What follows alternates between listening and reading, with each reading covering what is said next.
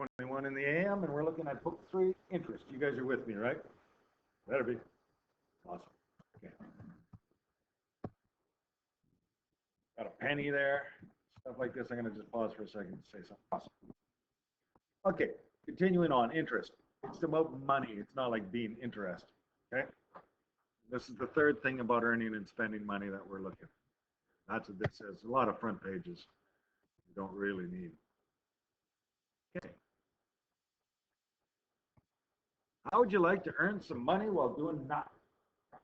Tell me about it, eh? Interest is the amount paid for the use of someone else's money. Two things to consider are the interest rate, or percent, and the amount of time that the money is being borrowed for. So, see about it. The higher the rate, the longer the time, the more interest that you get paid out, or vice versa. Yeah, thanks. I gotta just tuck it in here before I misplace it.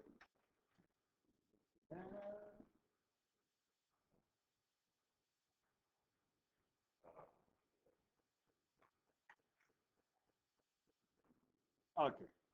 Please perform the following calculations. Change to a decimal, change from decimal to percent. We're going to do this, get you started on this, and we'll have time to do that. It's pretty quick, actually. Get calculators up? Good. What's the percent always out of? Percent out of what's the best? 100, yeah. So when I see this, 3%, I'm thinking, and I'm going to just put this once, 3 out of 100. You know what?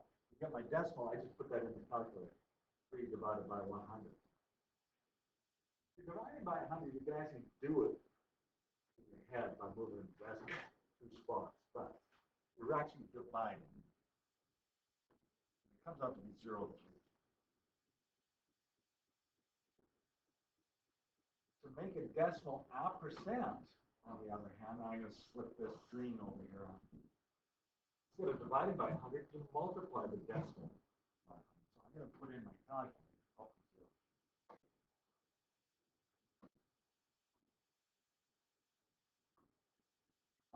100. I'm going to put the percent sign. When I multiply 0.33 by 100, I get 3.3%. Now, all I'm saying is go ahead and use your calculator all the time, but if you notice something, it's just moving, you have to invent a zero, moving the decimal twice, and then putting zero right there. Or else, multiplying by 100 is moving the decimal twice that direction, only 2.2%. Like I said, it's possible you can do this in 30 seconds or less. Let's figure that out. I'm going to leave this, and this is something you need to do. So I'm going to start, check your skills. It should be something you've done before, but just a reminder. Now, solve for the following equations. It's a while. 9 maybe? I don't know. Might have done some last year. Solving for x. Now, usually before it was just arithmetic, and I'd say, skip this page. Today, I'm going to actually get you to do some algebra skills that we kind of need for this year. A and B seem relatively simple. It's 8 plus 9 is equal to x. Well, 8 plus 9, you need to use a calculator, but it is. Good. Yeah. There for x. 17. And then you got to say equal to x. Just because it was on it. I've changed the left-hand side. The x was on the right-hand side. You wrote that down right now, too? Now, B is along the same lines. But C is where we start to get this monkey wrench with algebra. This is like, you do 2 ways. I'll tell you what this is. When I see 8 plus x equals 13, I'm thinking 8 plus something equals 13. And you might be able to just reason this out. 8 plus something equals 13. How would you undo that and find the x? Now this is adding. So no division or multiplication. How do you do undo plus? What's the opposite of adding? Subtract. So whether you're thinking this intuitively and you just do it or not, I'm thinking I got to get the 8 that's being added to x onto the other side. So I'm going to do the opposite. I am going to subtract 8. I'm going to just add it, or not add it. I'm going to put it in like this on this side, put it in like this on this side. Sort of stacking like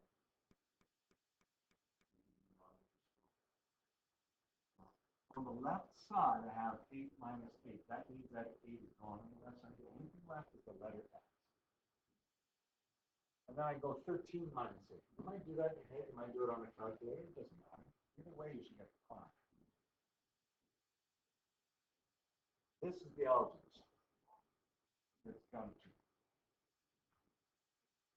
This one, though, if you could just see this and you think right off the bat, 8 plus something gives me 13, 8 plus 5 gives me 13. I'm fine with that, and then we put x equals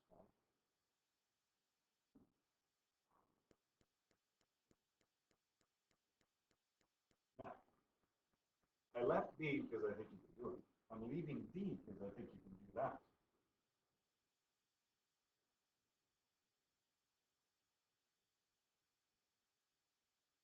I'm going to go to, how about this, E. Let's see if you can just reason this E out. 9 minus something gives me 1. Yeah, you just knew that, right? 9 minus 8. If you can just see it, just say, well, 9 minus 1. Oh, 9 minus 8.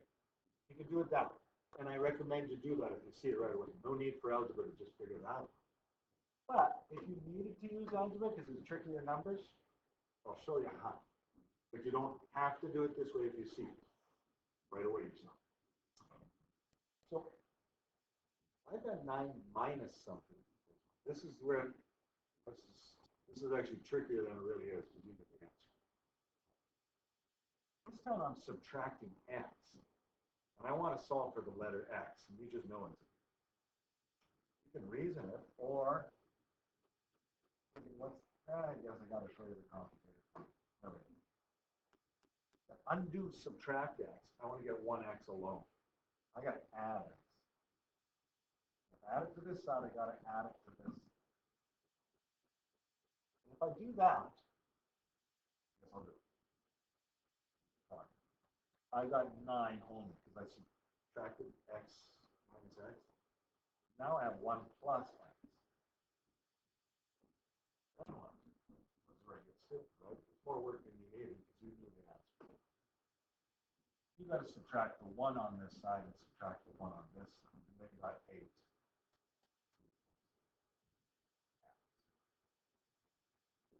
If you can see the answer, though, don't make it complicated. Just put down x equals x. Later on, when you have decimals and stuff, you might not see the answer. So you might need to reason it out like that. Maybe not, because I think you can do it.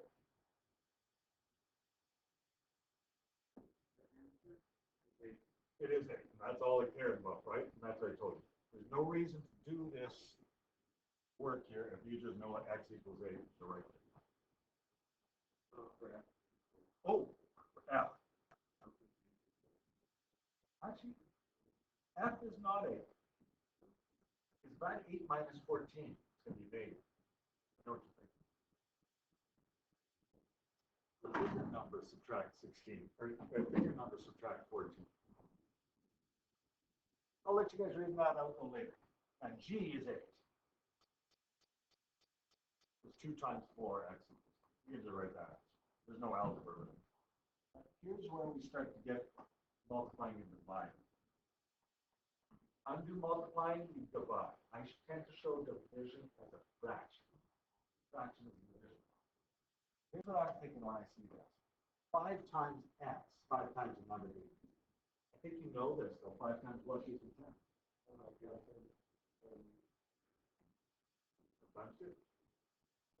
Like, you know. So, thing is, though, when it's trickier numbers, because you're dealing with 319 or some price, won't be able to do that in your head by looking. So I'm going to show you something. To undo multiplication, you do the opposite, division. So if I have this, I'm going to show this on this side, this on this side. This means 5 divided by 5 on the left side with the x left. 10 divided by 5 on the other side. Use your calculator when tricking your numbers. X is left alone because we undid the multiply. We got 2. I is a very similar question. You divide both sides by 4. J has a division symbol, but it works 10 divided by 2.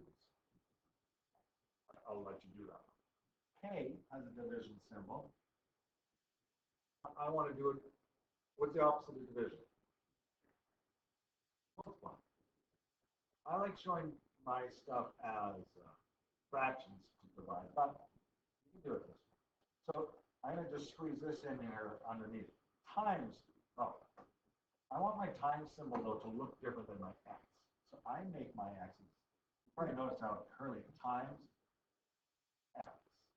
And if I do that there, I got to times an x in here. Now, by a number, it doesn't change. It's just 7x. Right?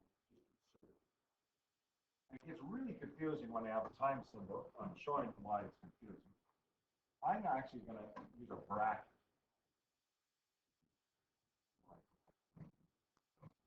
But not an exponent, I'm just squeezing it in. Now, if you multiply and divide by the letter x, you're actually undoing it on the left side. All we're thinking is it's just do the opposite. This turns into 21 equals 7x. Okay. How do I undo the 7 times the x go? I'm going to show my division like this. It's less clear.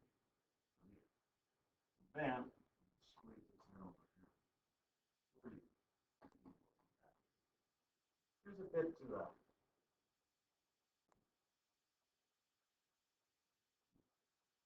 I'm going to get you guys to try this page. I'm going to get you guys to skip this x, y, z stuff with no numbers. No numbers there. Okay? Now, one other thing, I'm going to flip the page and just take a quick look, but you got a lot of work here for today. Why are we doing this? Because we've got to understand this simple interest idea, and there's a formula to it. Sometimes you need to solve for the t, the time, pi, and interest and stuff. So I'm just saying this is the reason why you have some algebra to do. Work them out, check them over later on. Okay? I'll pause